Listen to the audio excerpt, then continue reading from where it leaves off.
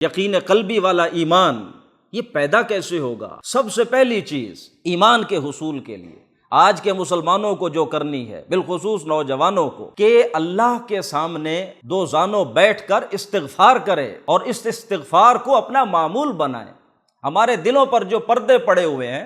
دنیا پرستی کے، اور اسی کی وجہ سے ہم آخرت بھلا بیٹھے، ان پردوں کو ہٹانے کا سب سے مؤثر طریقہ اللہ سے استغفار کرنا ہے، معافیاں مانگنا ہے، کیونکہ محمد الرسول اللہ صلی اللہ علیہ وسلم کا فرمان ہے کہ دیکھو میرے دل پر بھی پردہ آ جاتا ہے۔ اللہ کے رسول صلی اللہ علیہ وسلم کا تو معاملہ یہ تھا کہ وہ جو انتہائی شدید نوعیت کا تعلق اللہ کے ساتھ آپ کا رہتا تھا ہر وقت، اس میں اگر کسی درجے کوئی کمی آ گئی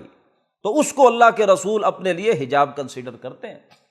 آپ فرماتے ہیں میرے دل پر بھی یہ کیفیت آ جاتی ہے، تو دیکھو لوگوں میں دن میں 70 بار اللہ سے استغفار کرتا ہوں۔ تو جو ہمارے دلوں پر پردے آئے ہوئے ہیں ان کو ہٹانے کے لیے ہمیں کتنا استغفار کرنے کی ضرورت، اللہ سے توبہ کرنا، نہ صرف توبہ کرنا، اس کو کثرت کے ساتھ کرنا، دن میں 100 دفعہ، more than 100 times، اور اس کے ساتھ اللہ سے دعائیں کریں۔ جب آپ اللہ سے مدد مانگتے ہیں، اللہ سے چیزیں مانگتے ہیں، دعا کرنا، استغفار کرنا، براہ راست اللہ سے مانگنا، یہ ہمارے دل میں اللہ کے قریب ہونے کا ایک احساس پیدا کرتا ہے۔ جو دل والا ایمان ہے اس کے حصول کا ایک بڑا مؤثر اور بہترین ذریعہ استغفار کرنا، دعا کرنا اللہ سے۔